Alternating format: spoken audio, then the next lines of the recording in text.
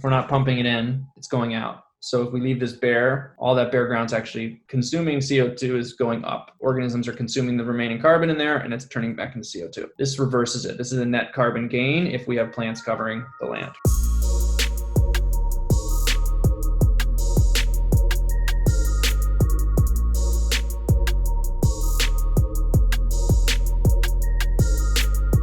Boom. And we're live. Finian, how are you doing, my man? I'm really good. How are you? It's been a while since I've last seen you, and I'm doing fantastic. And I've been so fired up to finally get you on the podcast. The lessons that you taught me during that program we did at the Planet Home Conference was amazing.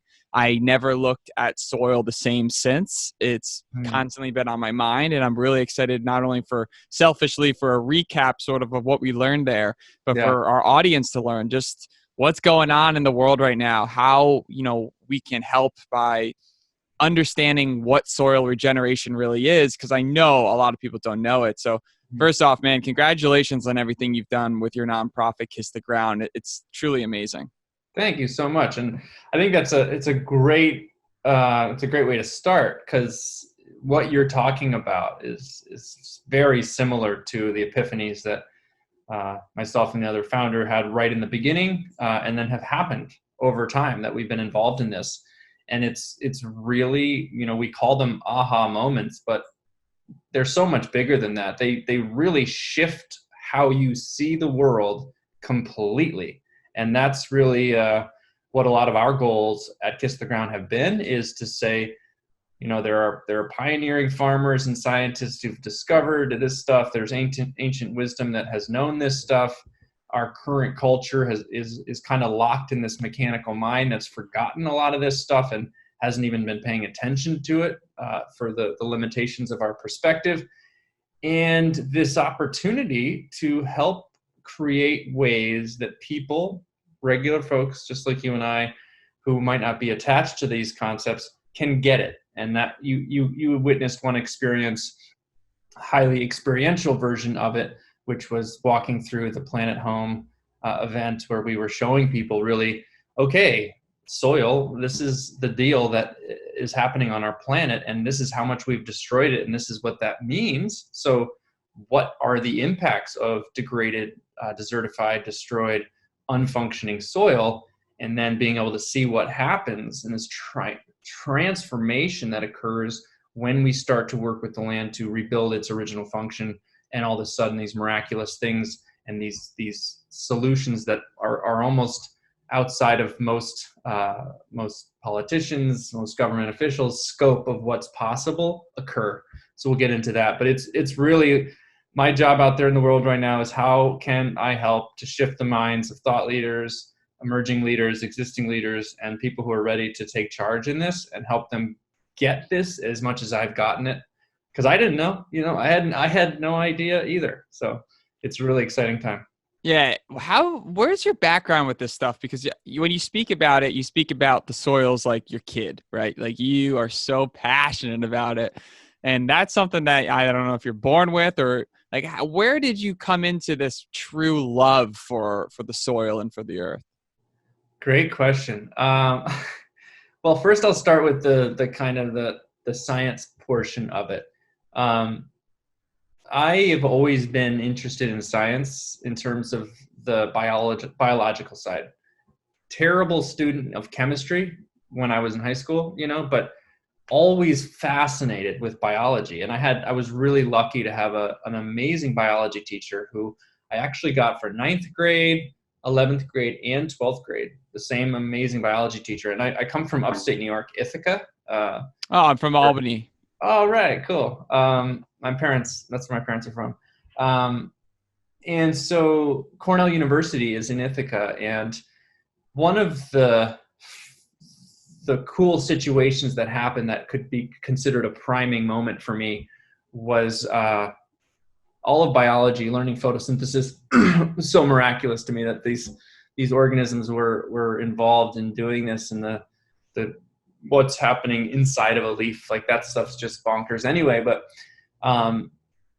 when I was in 12th grade, Cornell University was doing a study that was a pretty breakthrough study they were figuring out that mycorrhizal fungi, which we study a lot and love so much in soil science, mycorrhizal fungi were what was actually protecting oak groves from airborne viruses. Now, what I was out there doing is just taking soil samples, but we were learning this stuff kind of on the just general level of it. But that study was showing that an airborne virus could happen to one grove of trees, and then I think like 5 or 6 miles apart, trees or a grove of oaks could be warned to get ready for this virus, and they were confused on how. And it turned out it was the mycorrhizal fungi sending these signals to the oak grove so far away to get them ready to have their antidote ready. So that kind of thing,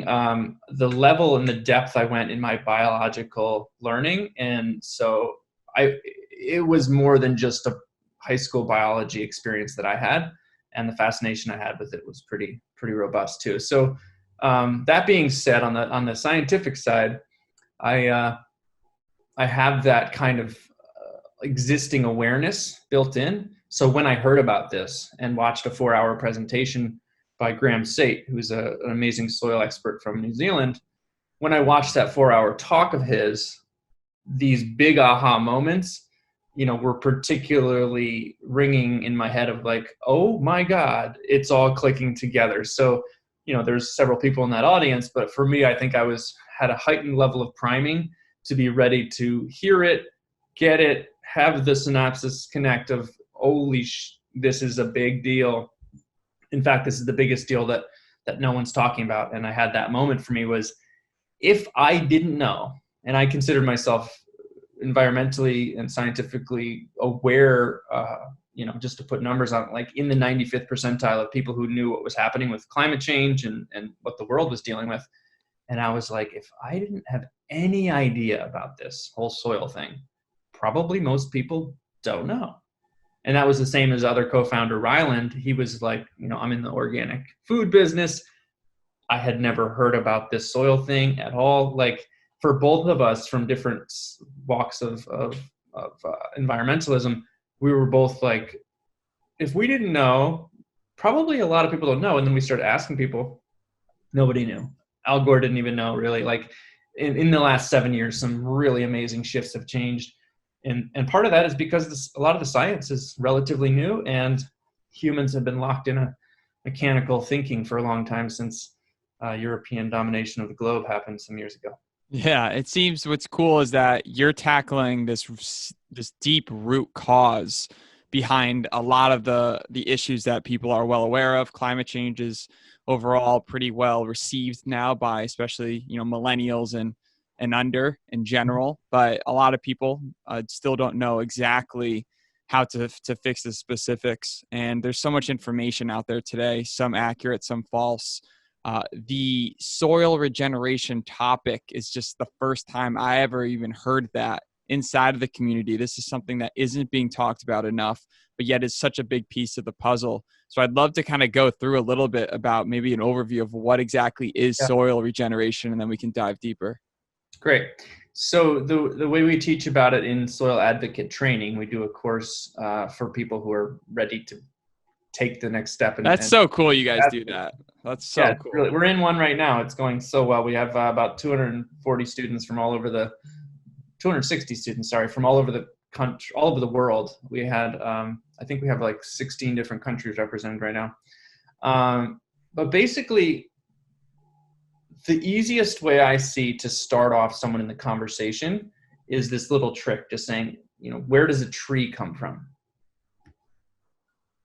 A tree comes from another tree. Like a seed, right? Most people are like, a seed. And then you'd be like, well, where does this mass and structure come from? Most people will be like, well, the ground, because roots are like pulling up stuff. And you're like, okay, right. Well, wouldn't there be billions of holes all over the earth if trees came from the ground? That would be accurate. Right. So everywhere there's a plant or a tree, there'd actually be like holes, and we'd be in a reductive situation. So the question then becomes, where does it come from? And the big, easy, and thought shifting phrase I use, and it's to really bend people's perspective is trees come out of thin air.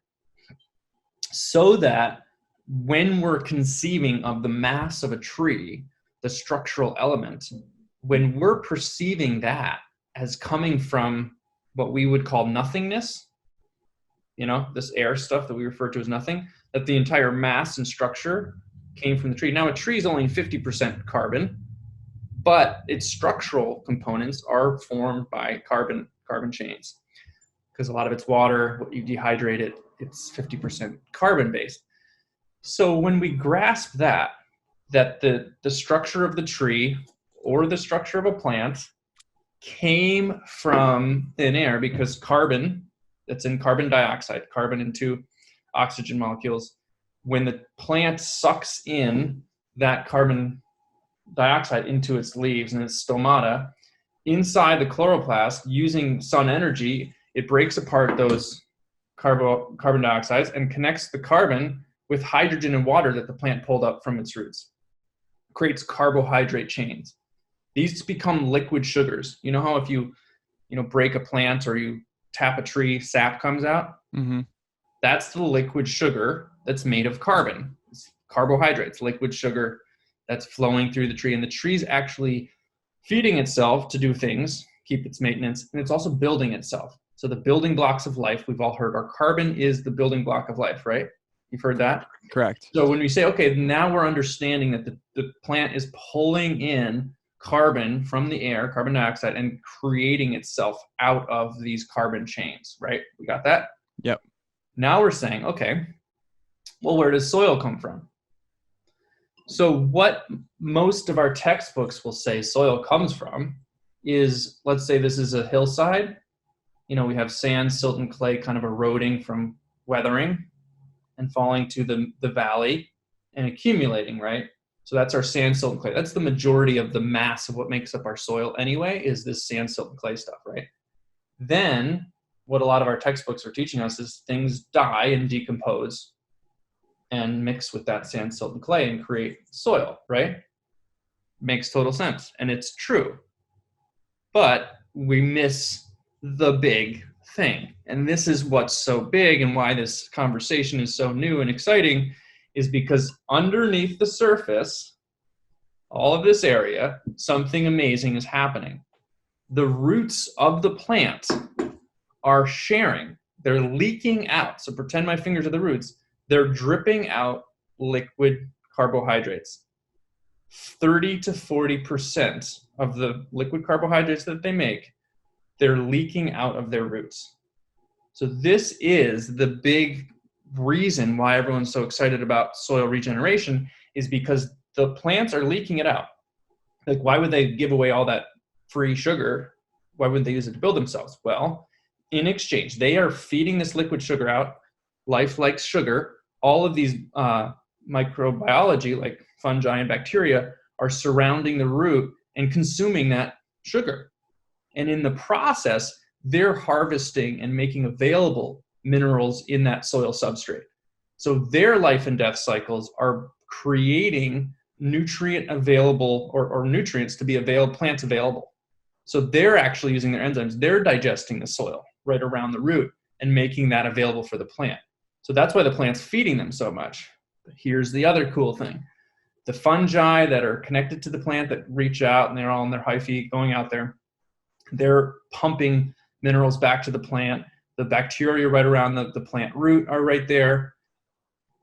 The life and death cycles of those things and their bodies are designed to be sticky, gluey, stringy substances that aggregate soil together. Think about a piece of tape, double-sided tape or whatever. You make it into a ball, right? And you throw it into a sandbox, you get this kind of weird shaped thing with lots of sand particles on it. And what you get is a lot of air and water space too, right? So nature has designed these bacteria and fungi and other organisms to create these glues that glue soil together in these condo-like structures that life can live, water can infiltrate, air can be held. So an aggregate, a humus aggregate, for example, holding 20 times its weight in water, that's a super sponge. So these things are designed by nature 500 million years of research and development, we say. So here's the last part of it. Those things are made of carbon.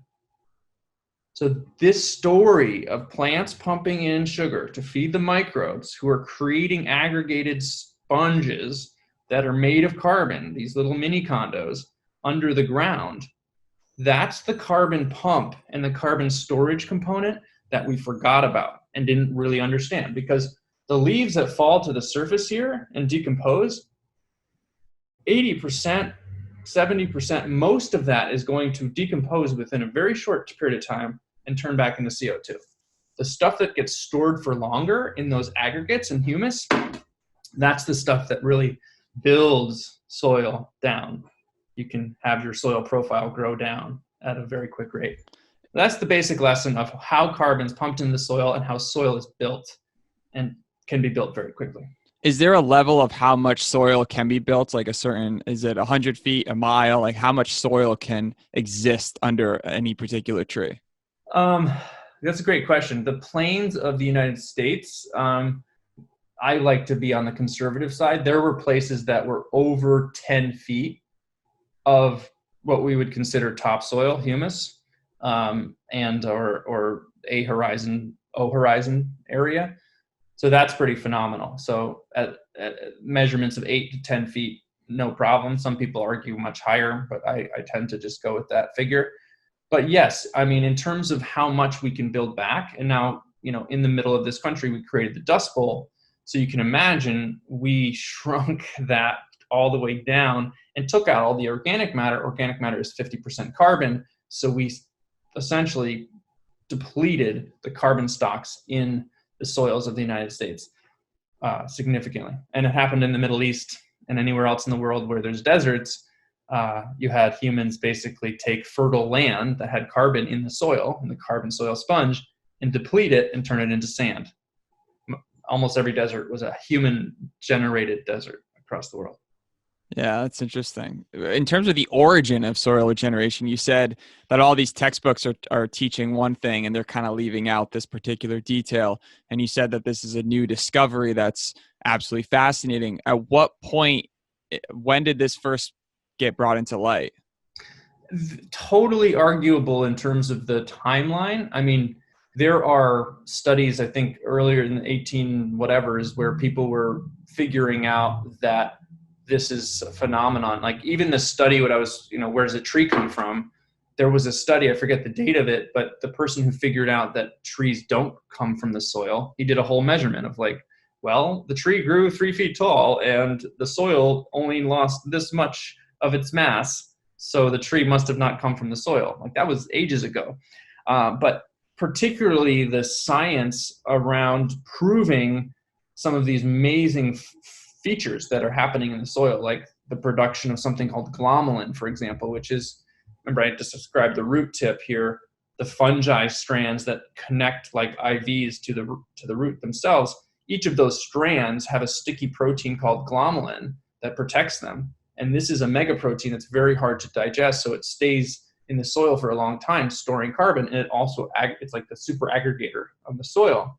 So those discoveries weren't until 1996, like substances in the soil that we didn't know what they were, turning out to be the most fundamental and important and critical part of restructuring, rebuilding soil. I remember, I think it was stage 2, it was early on in your presentation. You showed kind of this dry land. It was sort of to mimic a desert. And you were teaching there how with this soil, with this land, you can then regenerate it from start to finish. Can you talk about that process now that we have a baseline understanding of the whole, how it all works? What happens when you take a desert and how can you regenerate that desert from starting as a desert? Great question. So I would say starting from as a desert, it is definitely particularly hard. If you're not at full desert yet, far, far easier. And this is something I'd like to set up. And we've kind of jumped around here, so hopefully people can follow, but we haven't really gone in any kind of story structure here. But this is a word I'm going to put out there: conditions. probably everyone watching your podcast has watched some kind of National Geographic video or some kind of video that shows what happens after a rain, right? Right. All of a sudden, everything starts turning green. Grasses come from what was the desert, right? All the birds come in, the Yeah, zebras birds come running. come back, and it's like, oh, wow, cool. Regeneration just happened. And we look at like, oh, it was the dry season and the wet season comes. Okay, cool. So we got that, right? Conditions mean life. So if the conditions have enough water and oxygen and things to work, you have life, right? Mm-hmm. Yeah.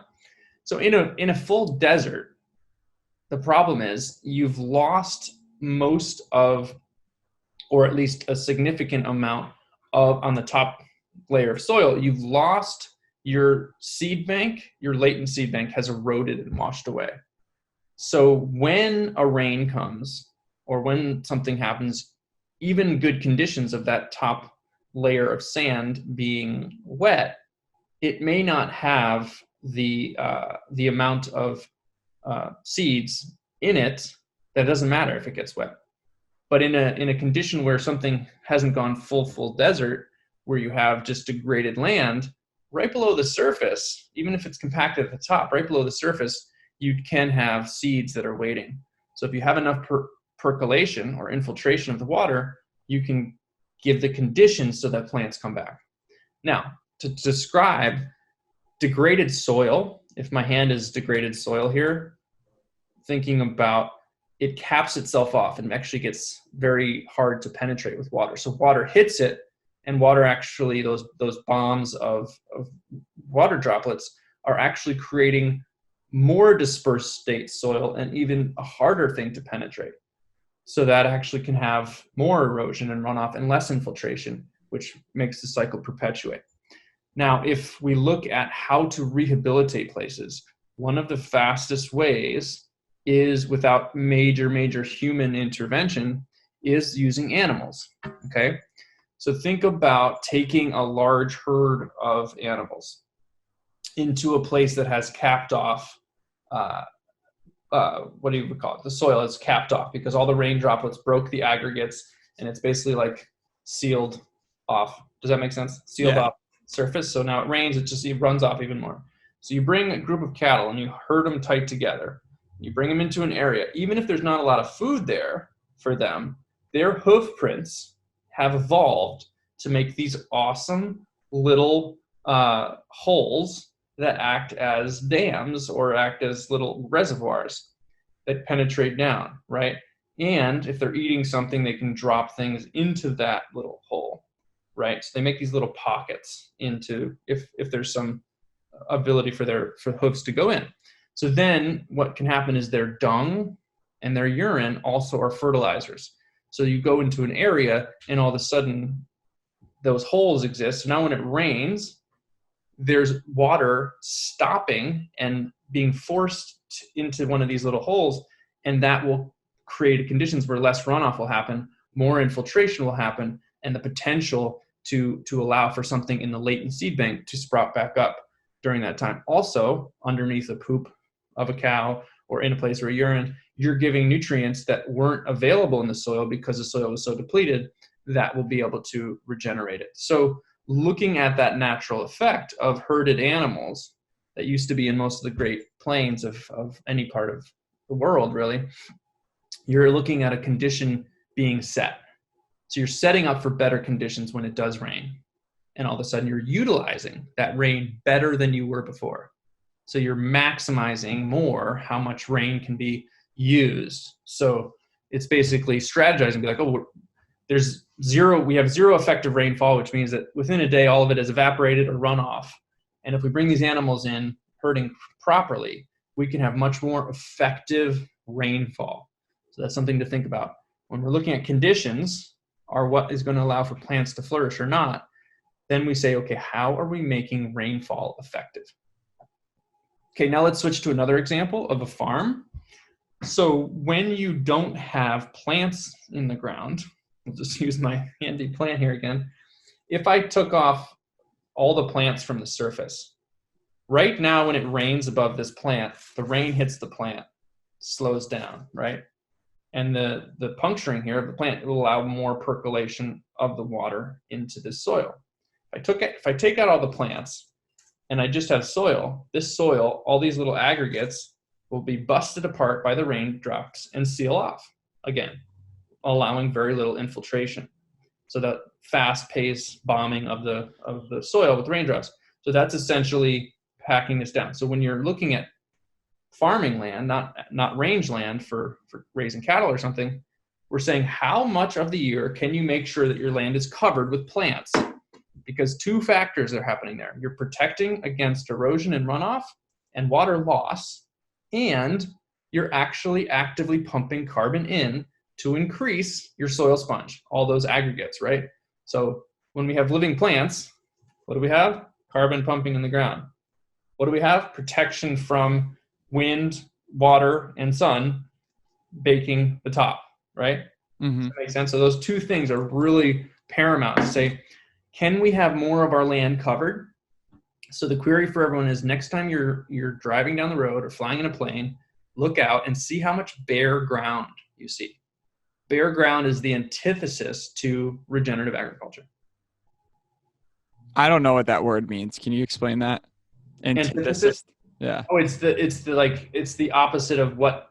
So if regenerative agriculture is building back soil and helping it, bare ground is degenerating it. So regenerative agriculture is trying to regenerate land. Bare ground is one of the biggest things degenerating, because we just learned how soil is built is by plants pumping sugar in, right? How soil is protected is plants being there to protect it. If both those things are gone and it's bare soil, we have zero carbon being pumped in to feed the microorganisms, and we have zero protection for the topsoil. Got it. So let me know if I skin yourself alive and tell me how it feels. How protected from the elements are you? Not very protected. Very interesting. So if I look at a farmland and there's nothing really going on there and the soil looks dead, and all of a sudden we get a huge amount of rainfall, you would assume, wow, this is so good for the land. It's getting there. But the reality is, because there's no plants there permeating the soil, none of that's really it's not really getting deep into the soil. It's really just hitting that top layer and could seal off. But exactly. So what you're saying is, if we were to somehow able to plant plants, even a weed, for example, in the meantime, it's at least going to continuously take that water and get it deeper into the land. Exactly. So think about those things: conditions and effective rainfall. If it rains, here's a great example. There's farms and ranches in Texas. Hundreds have been measured, ranches in Texas. Average infiltration for a half an inch of water. Guess how long do you think average for over 100, I think 120 plus ranches that were tested? This much rainfall, how long till it infiltrated? I'm going to guess 30 minutes. An hour. With regenerative ranching and making it so that there's better soil conditions, you can move, or many, many, many times, you've moved from a half an inch of infiltration in an hour, which is almost like concrete infiltration rates, to a half an inch in 10 minutes? Under 10 seconds. Wow. So if you look at that condition, this is where we're up against mechanical thinking, where people see something and they might measure infiltration rates and they'll say, this is our condition. We have this much infiltration, therefore we have to deal with that runoff and all of that pollution and blah, blah, blah. That's just what we have to do. So they spend billions of dollars on river cleanup and all this other stuff. But we have countless cases in regenerative agriculture where a farm is started from heavy runoff and erosion to zero runoff, meaning an acre of land with a 1 inch rainfall is able to absorb 27,000 gallons of water, versus allowing it to run off and then much of it to pool and much of it to evaporate. So those are the condition differences when you're able to get under 10-second infiltration rates for half an inch of water. And a lot of these farms I've been on are, infiltrating an inch in 4 seconds. It's in immediately. Wow. It's just like instantaneous. And then you see a farm right across the fence and it's like 15 minutes. And these are just right across the fences from each other. It's unbelievable. So this is just a really simple tweak that farmers can use to cover crops, no-till cover crops, multi-species cover crops. the best. Yeah. Well, what about this? A lot throughout my life, I've heard that when you plant something and you continue to plant year after year after year, if you're, say, planting corn 5-10 years in a row after 10 outputs, eventually it uses up all the minerals and stuff inside of the soil, or that's at least was my understanding. At what point is it a negative to just be constantly producing crops versus maybe like what you're mentioning, just soil regeneration? Great question.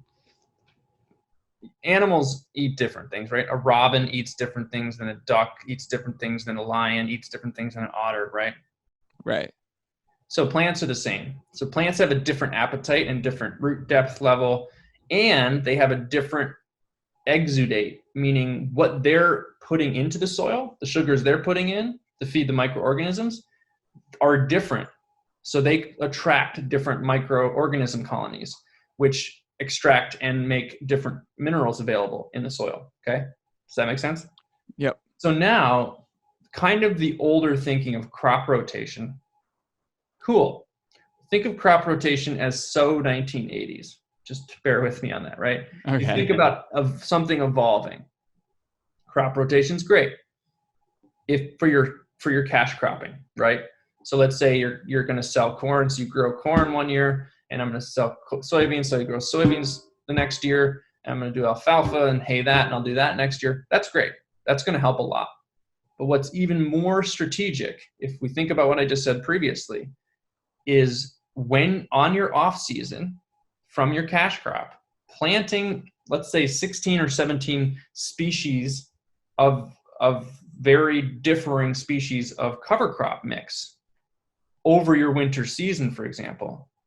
All of those minerals that you lost or have been extracted or used by a certain crop, depending on the diversity of cover crops you have, you can reignite or make available nutrients that have been sort of depleted, because the source of them is there. The sand, silt, and clay, the rock, whatever it is, that is the original source of those minerals anyway.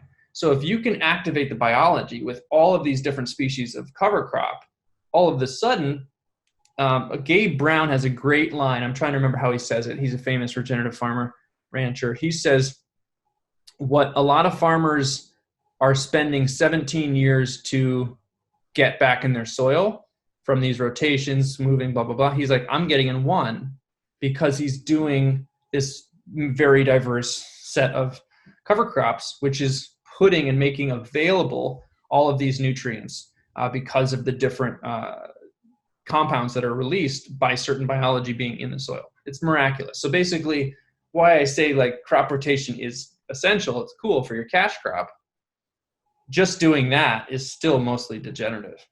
Does that make sense? Yeah, so just moving around, just moving around corn to a different plot, boom, boom, boom, boom, boom, isn't it's going to be better than just corn, of course, but it's not even nearly as amazing and fast at regenerating as cover cropping with multi-species. So how many crops of corn can I get before I need to implement cover crop for that particular year? So could I get like 3 years, and then is there like 3 years of cover cropping to get it back, or is it every year on and off? Well, that's what I said. What Gabe is showing, after you get your soil health back into relative good condition, he's able to get the chemically available nutrients that most farmers would take 17 years to get with adding different fertilizer types. He's able to get released in his soil in 1 year based on his multi-species cover crop mix, which is phenomenal. Don't quote me on those exact numbers, because it's somewhere in my head. But what we're basically saying is, forget the how many times can I do corn before. If we start to say priority number one is my soil health, how much can I create conditions of the best soil? All of a sudden your brain starts shifting towards, well, what did nature design to happen? How much of the year can I mimic at the Olympic athlete level of what nature would be doing in this scenario, right? So right. You say, okay, now instead of being like, okay, everything's about my corn cash crop, you're saying everything's about soil health. And then when in the right strategic time, I'm going to plant my corn crop, and that's going to be my cash crop. But otherwise, everything's about my soil health. Lo and behold, you're saving input cost. tremendously because your input costs go down as your soil structure and soil health and fertility go up. How accurate and how has this changed? Number one, how accurate is soil testing? Like, what can we learn just by testing soil, and how has that changed over the past 10 to 20 years? Great question. So soil testing can be very accurate. The biggest change has been from, and still it's the predominant testing is all around chemical, right? So you can test your soil's chemistry and say, okay, this is how much phosphorus we have, this is how much plant available magnesium we have, right? You're testing that. The biggest new transformation, probably what's going to become the most paramount, arguably, transformation that's going to happen in testing and in awareness and in planning for farmers is moving to biological. So what that means is, for example, with nitrogen, if you're testing what's chemically available in nitrogen in your soils right now, you're going to miss about 30 to 50% of what might be available in your soils. So you just test the chemistry. It says, this is how much nitrogen you have. Now, if you want to grow these crops, you're going to need this much more nitrogen. So that's your equation for how much nitrogen fertilizer you need to buy. Okay, cool. Works for the fertilizer salesperson, sort of worked for the farmer. More and more it's not, because those rates keep going up to produce your same amount of yields. Now, if you measure organically available nitrogen, which means the nitrogen that will be available based on the biology in your soil, usually you're able to see about a 30 to 40, sometimes 50% of what you need for your nitrogen. Does this make sense? So let's say you said, I need 50% more nitrogen than I have in my soils right now. So that means I'm going to buy this much. If you're able to get an organic available nitrogen test and Haney test, for example, if you want to write that down, you're able to look and say, well, actually, I only need 20% or 20% of that to help get my yield. So you're able to reduce your nitrogen fertilizer cost by 30%. That's just based off a different test using organic versus a non-organic? Well, not organic, meaning organically available, meaning like biologically available. Got it. Use organic with the label, but organically available, life biologically available. So I just did a little quick guy quote for it. But average farm in the United States is 1,500 acres. Average testing for that organically available nitrogen and other things come with that too. So it's not the whole thing, but $700 for 1,500 acres. So $700 could save you $22,000 or more on nitrogen costs just by doing the testing to be confident that you actually don't need as much nitrogen as the nitrogen salesperson is telling you. So understanding this knowledge. The last thing on that is every year that your soil biology goes up, the availability of nitrogen being created goes up as well if you do it properly. So you're on that curve of less inputs. So taking all that into account and taking into current farming practices, how much percentage of current farmers are implementing this regenerative farming tactics, and how many are using testing on a yearly basis? It's a great question. I think we're under 1% that would be considered quote unquote regenerative, unfortunately. But there are a lot of farmers who are going into no-till and cover cropping. It's really sweeping the nation. The problem with it is a majority of them, for cover crop killing off their cover crop, are still using glyphosate. And now there's things that are being developed and built for them to do crimping, so they don't have to do as much glyphosate spraying, because glyphosate's terrible and killing people. But I don't know the percentages, but rapidly increasing our cover crop and no-till are really going up exponentially right now.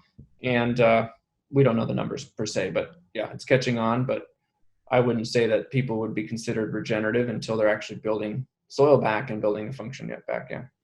What are the opportunity costs associated with, if I'm a farmer and I hear this podcast and I'm blown away by this cover cropping idea and I want to go all in on it? What are the opportunity costs or negatives that one would have to think about when beginning to implement this type of farming? Is it costs? Is it just a learning curve or It's a great materials or question. tools?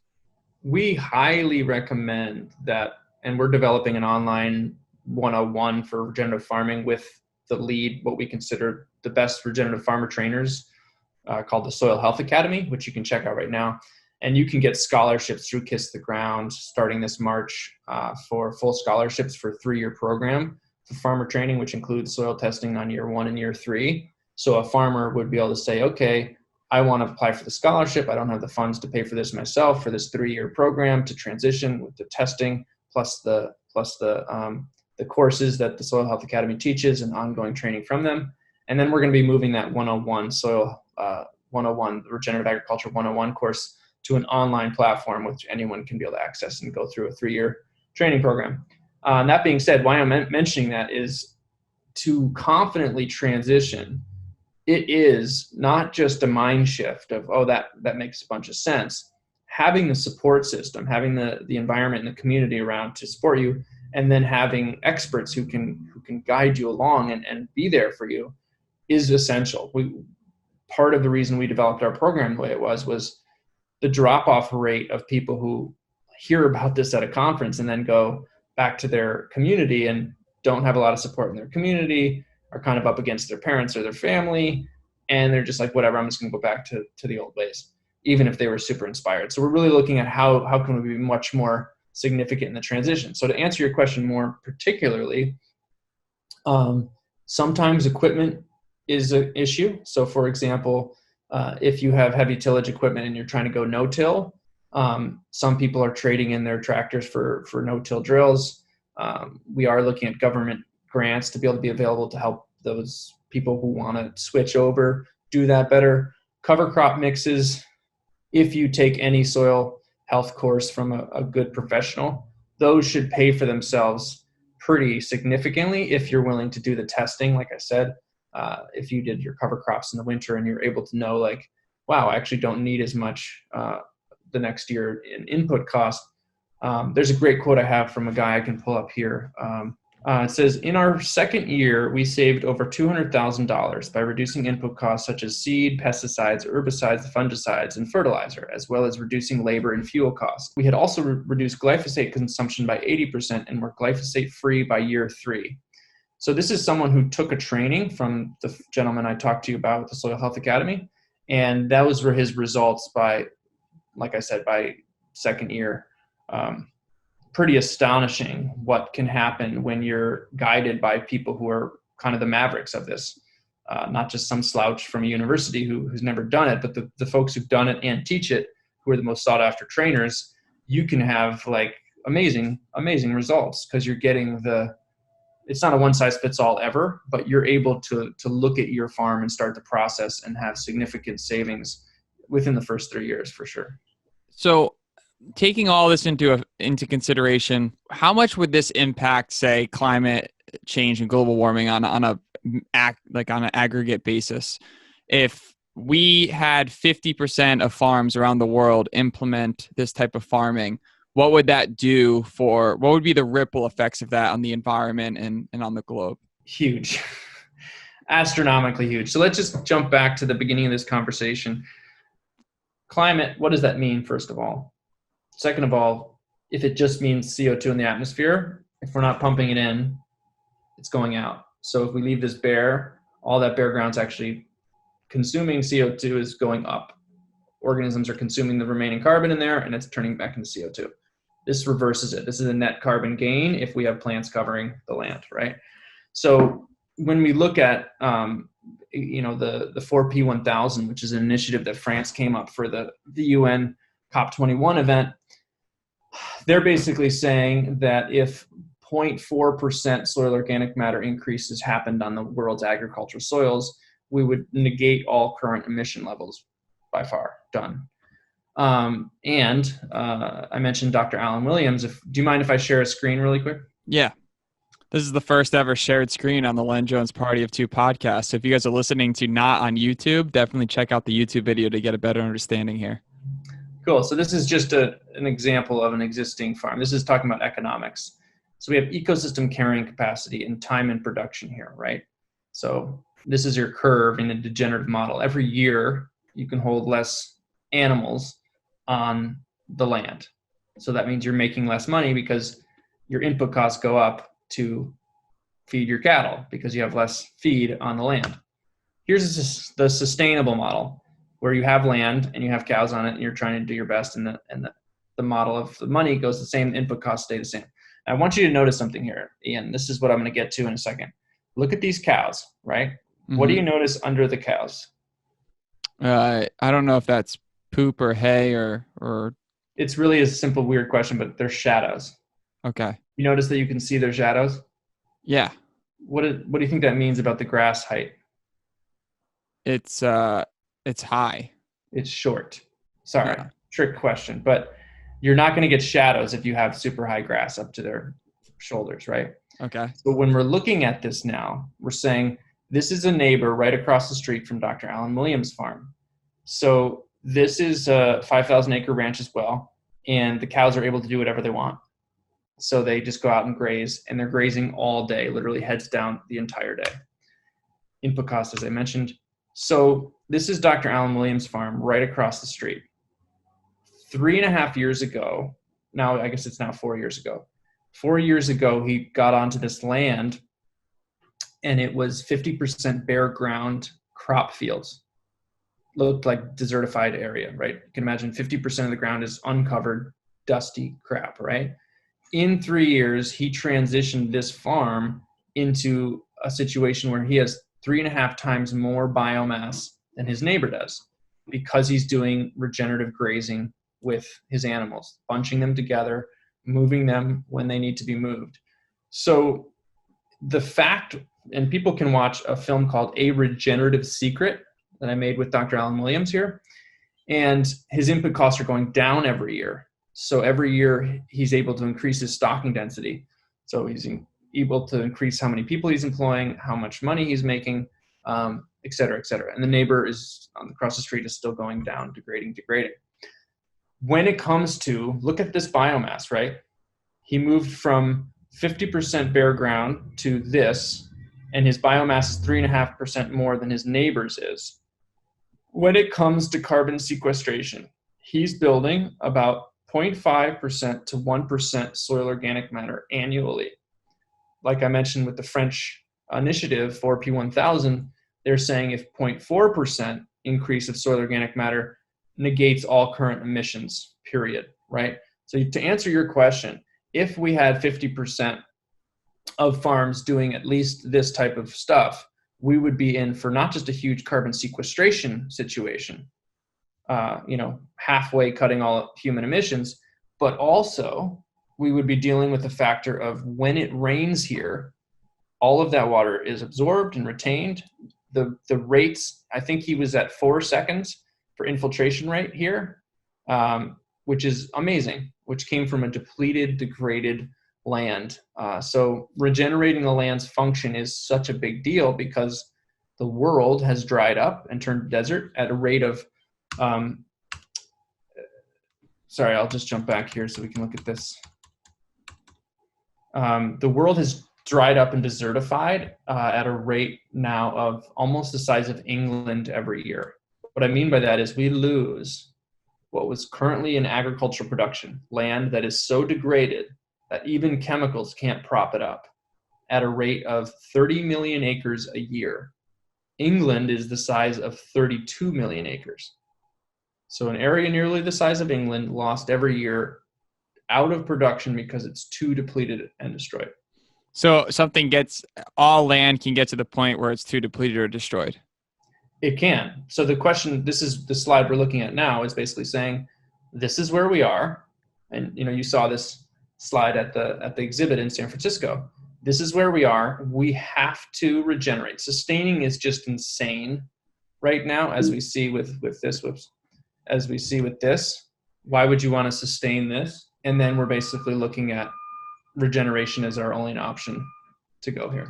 So are these zones, are these the same idea of a dead zone in the ocean? You could do that. The dead zones in the ocean are from you're basically having a situation where you have an overgrowth of a certain type of algae, an algal bloom that utilizes too much of your, they build themselves up, and then in their dying process, they suck out all the oxygen.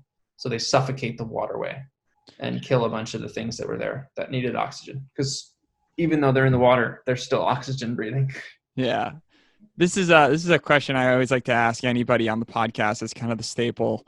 And just looking at your background in the soil world and the stuff you're doing throughout your organization and the lessons you've learned in scaling it and building it, if you could go back in time, maybe to 18 years old, and you could have said to yourself 1, 2, or 3 things that would have accelerated your learning curve, saved you a ton of time, money, heartache, whatever it may be, what would you say to yourself? And obviously it can't be, I wouldn't say anything because it made me who I am today. What were some of those lessons you kind of wish you could have learned earlier? I know it's a bit off topic. Yeah, no, it's a great question. I would say get clear as soon as you can on what your calling is.